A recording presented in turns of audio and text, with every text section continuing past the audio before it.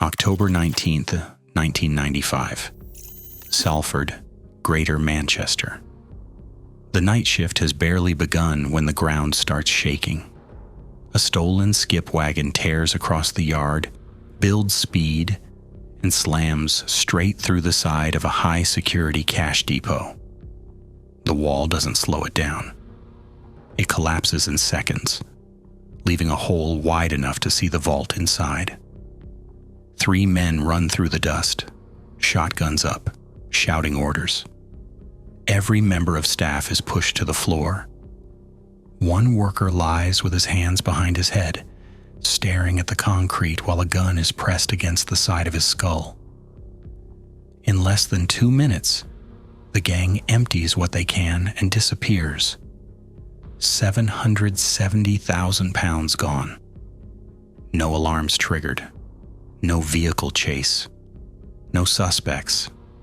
For investigators in Greater Manchester, it looks like a single, violent robbery. They don't know yet that this is only one strike in a 2-year campaign. A crew operating across Manchester, Liverpool, and Birmingham. A crew preparing for something far bigger. Mike Hawkins walks the perimeter of the breach. The skip wagon is a Ford cargo around 7 tons. The front end has been reinforced with welded steel plating. There is a ram assembly bolted to the chassis, crude but effective. The depot is a high-security site. Reinforced walls, CCTV, timed locks on the vault doors. It should not have been vulnerable to a frontal assault. But the ram vehicle had hit the wall at the exact point where the vault area backed onto the loading bay. The robbers knew the layout. Inside, forensic officers photographed the scene. One of the security staff is still shaking. He describes the moment the shotgun was pressed to his head. He didn't need to do that. We weren't going to move. We were on the floor. And then one of them just fired into the roof. For no reason. The round is recovered from the ceiling cavity, a 12-gauge shotgun cartridge. It is bagged and sent to the firearms laboratory in Huntingdon. Hawkins stands near the skip wagon. The vehicle had been stolen 3 days earlier from a haulage yard in Swinton 6 miles away. The registration plates are false. But inside the cab, officers find something, a tachograph disc. The Salford depot is operated by Securicor. It is one of 3 major cash-in-transit companies serving the Northwest. The depot processes millions of pounds every week, moving cash between banks, businesses, and retail sites. The industry is already under pressure. Earlier that year, a depot in the same area was hit for £6 million. Another raid in the south took $5 million. Insurers are watching. Security budgets are rising. Companies are struggling to absorb the losses. If this team kept going, we were looking at a situation where the industry couldn't sustain it. You'd see depots closing, routes abandoned. It was an existential threat. The Salford raid is violent, precise, and professional. The robbers did not panic, they did not waste time. They knew where the cash was stored and how to get to it. And they left almost no forensic trace except for 1 fired round and 1 vehicle. The firearms lab confirms that the cartridge recovered from the depot ceiling has never been seen before. The barrel markings do not match any weapon on the national database. This is the first time this shotgun has been discharged in a recorded crime. But the tachograph is more useful. A tachograph is a device fitted to heavy goods vehicles. It records speed, distance, and time. It creates a continuous record of the vehicle's movements, designed to prevent driver fatigue and enforce road safety laws. The disc inside the Salford skip wagon had not been in the vehicle long. It had not been overwritten repeatedly. Forensic analysts reconstruct the vehicle's journey over the previous 4 days. The skip wagon had traveled from a haulage yard in Swinton to an industrial area near Ratcliffe. It stayed there for 2 days. Then it moved to Salford, where it was driven into the depot wall. The location near Ratcliffe is specific: Bailey Industrial Estate. Hawkins requests records from previous investigations. 2 names come up immediately, 4 months earlier: Pillsworth, Barry. A Securicor van is blocked on a road outside a cinema complex. A white transit van pulls across the front. Before the driver can reverse, a Land Rover rams the rear of the van. The Land Rover has been modified. A welded steel ram protrudes from the front bumper. The impact is hard enough to crumple the van's rear doors, but the locking mechanism holds. The robbers try to force the doors open. They fail. After 90 seconds, they abandon the attempt and flee in a waiting BMW. The Land Rover is left at the scene. It had been stolen from Rossendale, 20 miles away. Forensic officers examine the ram assembly. The welds are clean, professional. On the front grille of the Land Rover, someone has welded a horseshoe. It was almost like a joke, a signature. This wasn't just functional. Whoever built it wanted you to know they'd done it. The tachograph from the Land Rover points back to the same location: Bailey Industrial Estate. 2 months later, Moseley Hill, Liverpool. A flatbed truck reverses into a Securicor van outside a Tesco supermarket.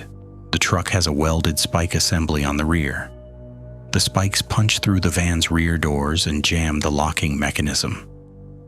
3 armed men attempt to force the doors open. The mechanism bends, but does not break. After 2 minutes, they flee in a BMW. The flatbed truck had been stolen from Rossendale. The tachograph shows it spent 3 days at Bailey Industrial Estate before the attack. The BMW is found abandoned in Garston, Liverpool. Hawkins spreads the case files across his desk. 3 attacks, 3 modified vehicles, all connected to the same industrial estate in Radcliffe, and 1 welder with a sense of humor. Bailey Industrial Estate is a sprawl of low-rise units on the edge of Radcliffe. Small manufacturing businesses, storage facilities, vehicle repair shops. There are around 40 units, ranging from single garages to large warehouses. Any one of them could house a stolen vehicle. Any one of them could have welding equipment.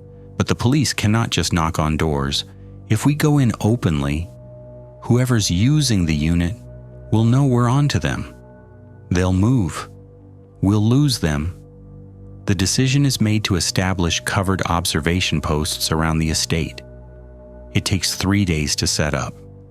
Officers need access points that do not attract attention.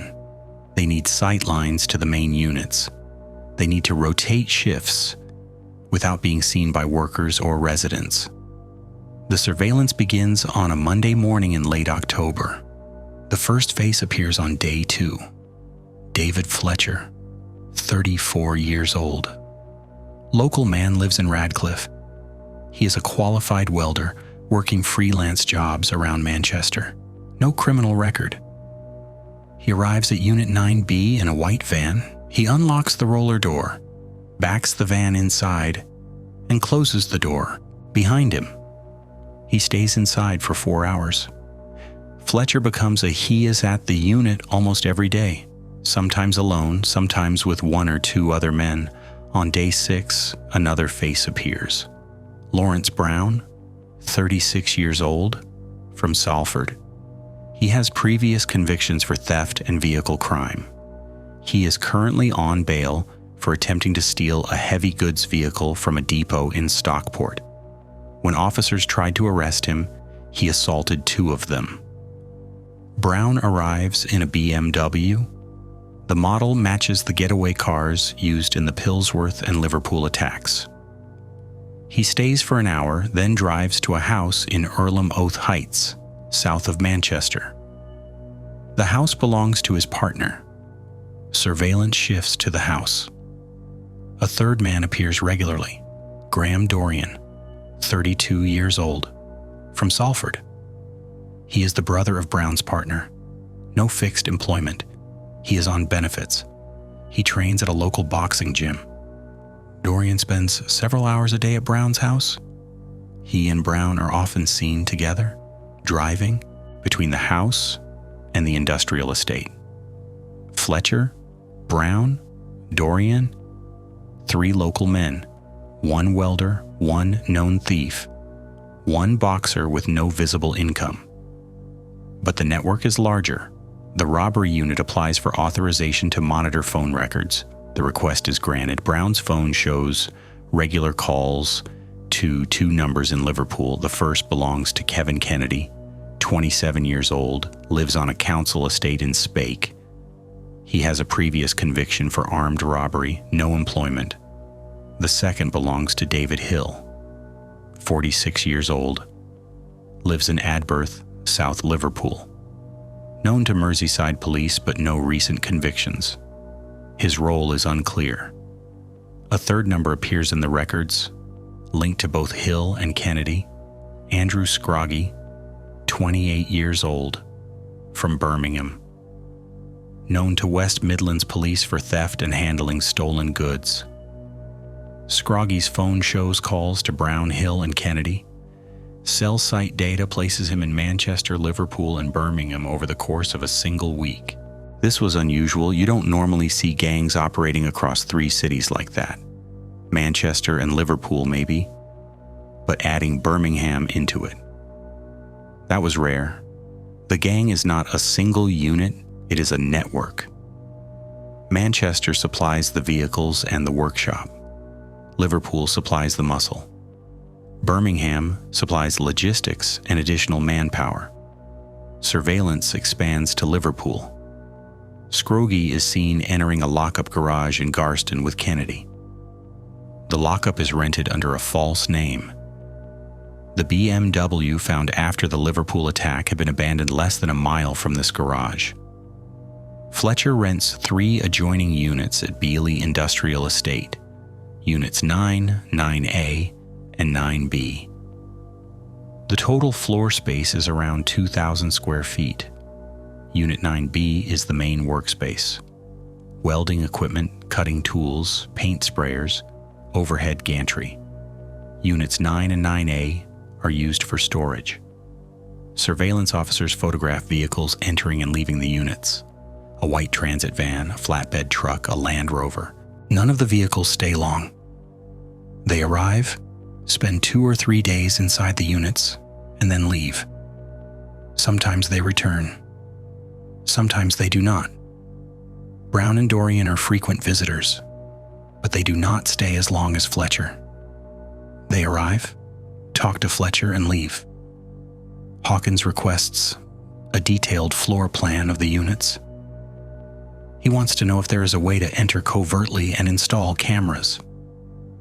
By late November, the surveillance operation involves officers from Greater Manchester Police, Merseyside Police, and the National Crime Squad. Phone records show increasing contact between Brown and Kennedy. Cell site data shows both men moving between Manchester and Liverpool multiple times a week. Hill remains in the background. His phone shows fewer calls, but he is in contact with both Kennedy and Scroggy. Scroggy is harder to pin down. He moves frequently. He stays in different locations. He does not appear to have a permanent address, but his phone is always active, and the cell site data places him near Beeley Industrial Estate on the same days that Fletcher is working in the units. We had the network mapped. We knew who was talking to who. We knew where they were going. But we didn't have them in the act. We needed to catch them with the vehicles, with the weapons, with the money. Surveillance continues. And then, in early December, something changes. On December 8th, 1995, a skip wagon enters Unit 9B at Beeley Industrial Estate. The vehicle is a Ford Cargo, similar to the one used in the Salford raid. It had been stolen from a depot in Bolton 2 days earlier. Fletcher spends 3 days working on the vehicle. Surveillance officers hear the sound of welding equipment through the walls. On December 11th, the skip wagon leaves the unit. Scroggy is driving. A loose surveillance team follows the vehicle north toward Bolton. Other units are alerted. Armed response teams are placed on standby. The skip wagon drives through Bolton town center and into an industrial area near a Securicore depot. We couldn't let it happen. We didn't have the resources in place to catch them in the act. So we flooded the area with marked cars, high visibility patrols. The idea was to spook them. The skip wagon circles the area twice, then pulls into a side street and stops. 2 men get out and walk away. The vehicle is recovered 20 minutes later. The rear has been fitted with a welded ram assembly. On the back of the ram, someone has welded a metal plate shaped like an L, a learner plate. Same sense of humor and a name welder. Had to be Fletcher. The skip wagon is taken for a forensic examination. Fletcher's fingerprints are found inside the cab, but no arrests are made. The robbery was prevented, but the gang is still operating. In mid-December, Lawrence Brown appears in court for the Stockport wagon theft and the assault on police officers. He is sentenced to 3 months in prison. The investigation loses its most active and visible suspect. But on December 22nd, Brown receives 2 visitors at Forest Bank Prison in Salford. Graham Dorian, Kevin Kennedy. The visit is recorded on CCTV. It is the first time Dorian and Kennedy have been photographed together. That was gold. We had Manchester and Liverpool in the same room on camera. It confirmed everything we suspected. Surveillance intensifies on Kennedy. His phone shows daily contact with Hill and Liverpool and occasional contact with Scroggy. Brown is released in late February 1996. Within a week, he and Dorian are seen at Industrial Estate with Fletcher. In early March, Brown and Dorian drive south in Brown's BMW. Surveillance follows them onto the M6. They continue past Birmingham, past the Midlands. Officers assume they are traveling to London, possibly for legitimate work. The gang has recently registered a scaffolding company under Fletcher's name. Surveillance is pulled at Milton Keynes. Brown and Dorian continue to Dartford, Kent. On the morning of March 9th, they join 2 other men and rob a Securicore depot on the outskirts of the town. The method is the same. A stolen flatbed truck is driven through the depot's rear wall. 3 armed men enter. They take £440,000 in less than 3 minutes. One of the robbers fires a shot through the window of a security van parked inside the depot. They flee in a BMW, which is later found abandoned near the M25. I was at home when I got the call. I was livid. We'd been right there. We had them on the motorway, and we let them go. But the Kent raid produces forensic evidence. The bullet fired through the van window is recovered and sent to the firearms lab. Comparative analysis shows it was fired from the same shotgun used in the Salford raid. The 2 attacks, separated by 5 months and 200 miles, are now definitively linked. By mid-1996, the gang has attempted at least 6 armed raids. 2 have been successful: Salford and Dartford. combined to take £1.21 million. 4 have failed: Pillsworth, Liverpool, Bolton, and one other aborted attempt in Warrington. Phone traffic increases. Brown, Dorian, Kennedy, and Hill are in near constant contact. Fletcher remains in the background, but his activity at Beeley Industrial Estate continues. Cash and transit companies begin altering their procedures. Routes are changed. Depot security is upgraded. Staff are given panic alarms and additional training. Insurers increase premiums. The industry was genuinely worried. These weren't opportunistic thefts. These were planned, violent, and they kept coming. The robbery unit expands. Officers from the National Crime Squad are seconded to the investigation. Surveillance teams rotate shifts across Manchester, Liverpool, and Birmingham. And then Brown is seen climbing onto the roof of an industrial building near Salford. The building is a disused warehouse on Butte Street, Salford. It is less than 2 miles from the depot that was raided in October 1995. Brown pulls aside corrugated sheeting and enters through a gap in the roof. He stays inside for 30 minutes. 2 days later, Fletcher is seen arriving at the same building. He unlocks the main roller door and drives his van inside. Fletcher was having financial problems. He was behind on rent at Beeley. We think the landlord was about to evict him, so they found somewhere new. Within a week, the gang has relocated to Butte Street. Surveillance confirms that units 99A and 9B at Beeley Industrial Estate are now empty. The robbery unit applies for a warrant to conduct cover entries into the Butte Street premises. The warrant is granted. On the night of May 12, 1996, a team of specialist officers enters the building. They install 3 concealed cameras, one covering the main floor, one covering the roller door, one covering the rear office area. The cameras transmit to a monitoring station 5 miles away. Fletcher arrives the next morning. He begins unloading equipment from his van.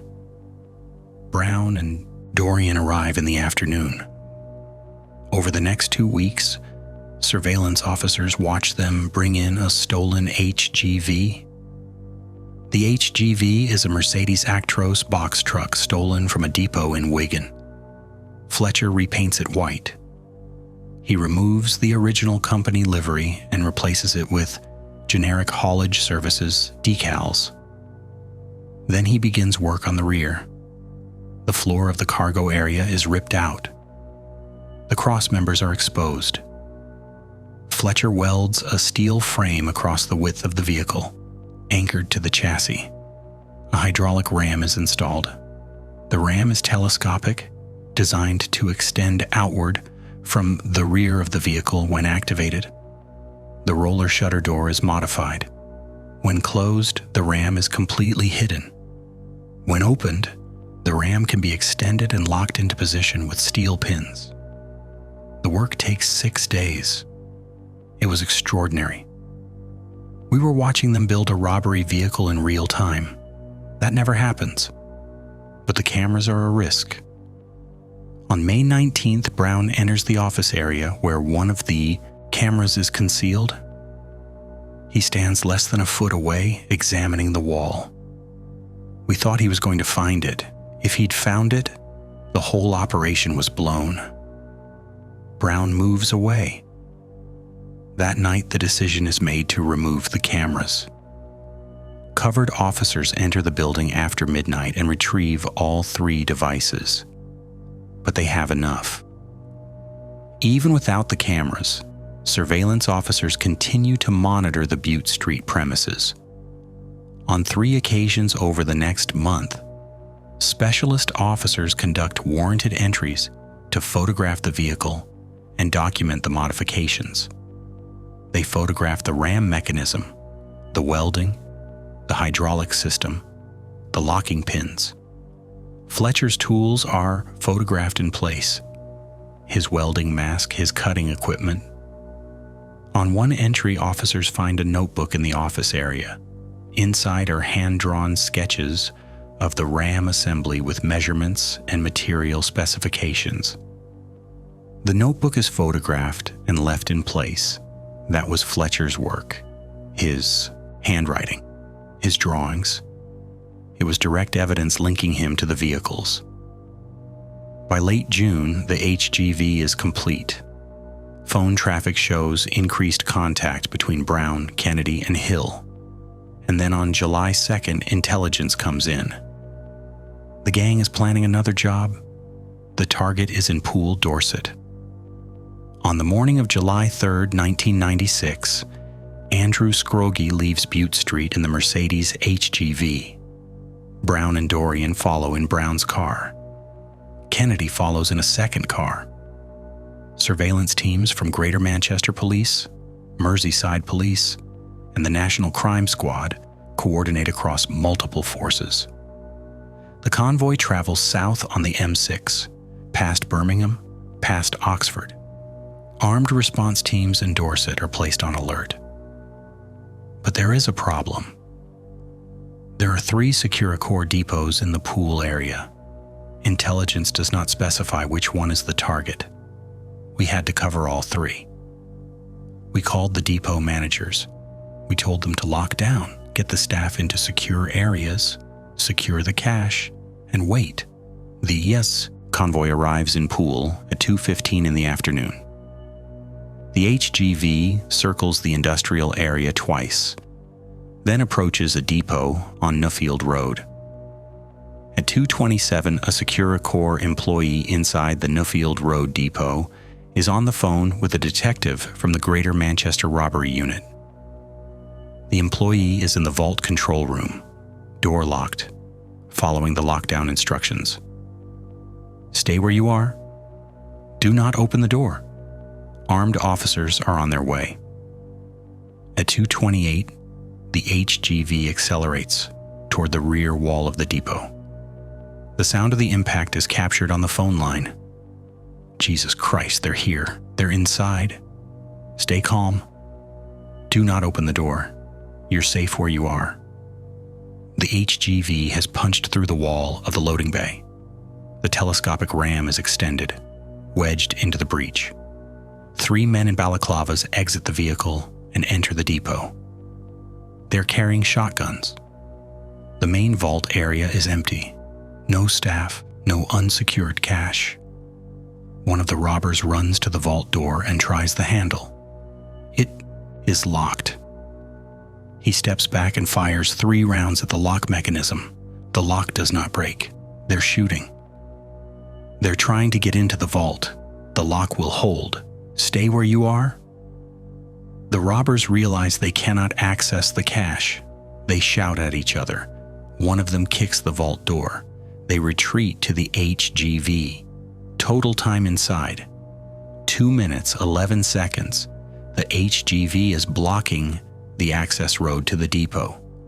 Armed response vehicles are approaching from the north and south, but they cannot reach the robbers.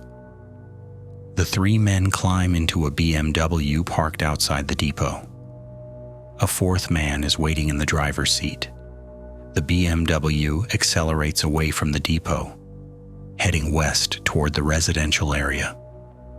Surveillance teams follow. 2 minutes later, the BMW stops abruptly on a side street. All 4 men get out and run into the gardens of nearby houses. Marked police vehicles flood the area. At 2:34, an unmarked Vauxhall Vectra is parked on the edge of the cordon. Inside are 3 Dorset police officers, all firearms trained, all in plain clothes. 2 men approach the car from behind. They're carrying shotguns. One of them taps on the driver's side window with the barrel. Get out. Now. The driver looks up. He sees the gun. He sees the second man on the passenger side.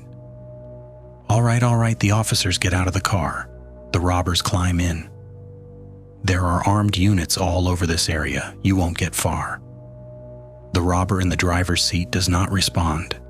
He reverses hard, mounts the curb, and accelerates south. The Vectra disappears around a corner. They made the right call. They were in a built-up area, families, kids playing in gardens. If they'd drawn their weapons, it could have turned into a massacre. The Vectra is found abandoned 30 minutes later in a car park near Birmingham. Only then do the robbers realize they have stolen a police firearms vehicle. Dorset police deploy every available unit: helicopter, dog teams, roadblocks. The four robbers are on foot somewhere in the Poole Bournemouth area. CCTV is reviewed from the depot, the BMW, and the car park where the Vectra was found. At 417, 2 men are identified on CCTV at Poole bus station. They board a coach heading to London. The coach is followed by an unmarked car. It arrives at Victoria Coach Station at 7:55. The 2 men, later identified as Brown and Dorian, transfer to the London Underground. At 9:42, they are seen on CCTV at Euston Station. Each is carrying a large holdall. They board the 10:05 train to Manchester Piccadilly. The train is due into Manchester at 12:35 in the morning. The robbery unit is notified. Armed response teams are requested, but it is a Friday night. Manchester city centre is crowded. Trains are full of weekend travelers. We couldn't deploy armed officers safely. Too many people. Too much risk. Surveillance officers are positioned at Piccadilly Station. The train arrives on time. Brown and Dorian exit onto the platform. They walk through the main concourse and out onto the street. They are both carrying holdalls. The bags are bulky, heavy. Surveillance officers follow at a distance. Brown and Dorian walk east toward the city center. They pass the print works. They turn onto Withy Grove. They are heading toward the corner house, a cinema complex near Shoot Hill. We made the decision we were going to take them ourselves. 8 officers close in. At 1:02 in the morning, Brown and Dorian stop outside the corner house. They light cigarettes. They're talking, but surveillance officers cannot hear what they're saying. The arrest team approaches from 2 directions. 4 officers walk directly toward Brown and Dorian, acting as if they are drunk. Loud voices, stumbling gait. Brown notices them. He tenses. At 5 feet away, the lead officer gives the signal. All 8 officers converge. Police, get on the ground. Brown tries to run. 2 officers grab him from behind. He swings the holdall, hitting 1 officer in the chest. Dorian drops his bag and raises his hands. Brown is forced face down onto the pavement. His arms are pinned. Handcuffs are applied. The holdalls are opened. Inside each bag, a sawn-off shotgun, a box of cartridges, balaclavas, and gloves. That was it. We had them. Weapons, evidence. And they'd just come back from a robbery. It doesn't get better than that. Brown and Dorian are taken to Bootle Street Police Station. Interviews begin at 3 in the morning. Both men refuse to answer questions. On the morning of July 4th, search warrants are executed simultaneously in Manchester, Liverpool, and Birmingham. David Fletcher's house in Radcliffe is searched. Officers find the notebook with the RAM sketches. They find welding invoices. They find receipts for materials purchased from industrial suppliers. Fletcher is arrested at 6:15. He is taken to Longsight Police Station. He is interviewed twice. On the second interview, he admits to building the modified vehicles. I was just doing the welding. I didn't know what they were going to use them for. Fletcher pleads guilty to conspiracy to commit robbery He is sentenced to 5 years. Kevin Kennedy is traced to an apartment in Amsterdam. Dutch police locate him on July 12th. It was cheaper to charter a private jet than to go through the extradition process. We flew him back. He was met at the airfield by armed officers and taken straight into custody. Kennedy is charged with conspiracy to commit robbery and possession of firearms. Andrew Scroggie is arrested in Birmingham on July 18th. He is later extradited from Spain after attempting to flee the country. David Hill is arrested in Liverpool on July 20th. His phone records place him in contact with Brown and Kennedy on the day of the Poole robbery. In August, investigators begin tracing the stolen cash. Bank records show large deposits into accounts held by associates of the gang. The deposits are in the form of checks issued by bookmakers. One name appears repeatedly: Jason Matar. Matar is 24 years old from Anfield, Liverpool. He has no criminal record, but his bank statements show irregular deposits totaling over £300,000 in the past 6 months. Officers interview Matar on August 14th. He initially claims the money is from gambling winnings. Investigators request betting records from bookmakers across the Northwest. Over 1,000 betting slips are recovered and analyzed. The pattern is clear. Matar would enter a bookmaker with £20,000 to £40,000 in cash. He would place multiple accumulator bets on short odds events, football matches, horse races, cricket. His win rate was around 85%. His losses were approximately 10 to 15% of the total amount wiggered. The bookmakers would issue checks for his winnings. The checks were made payable to Matar or to other individuals, friends, relatives, associates. Those individuals would deposit the checks into their own accounts, then transfer the money to accounts controlled by Brown, Kennedy, and Hill. It was efficient.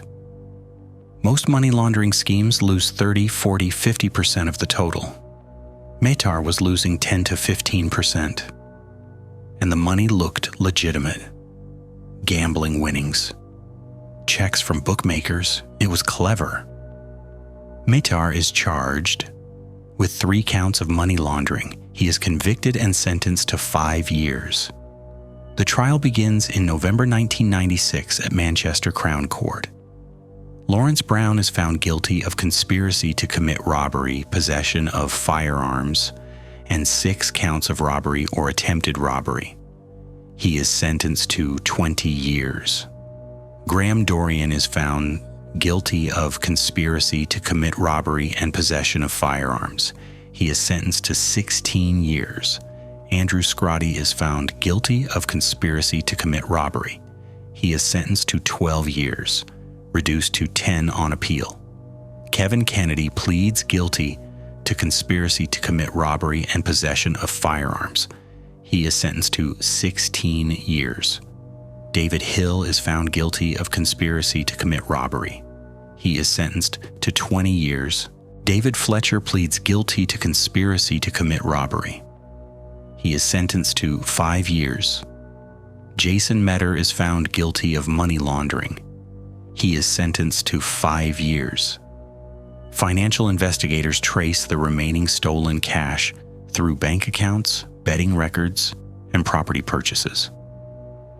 By March 1997, £990,000 of the $1.21 million stolen has been recovered.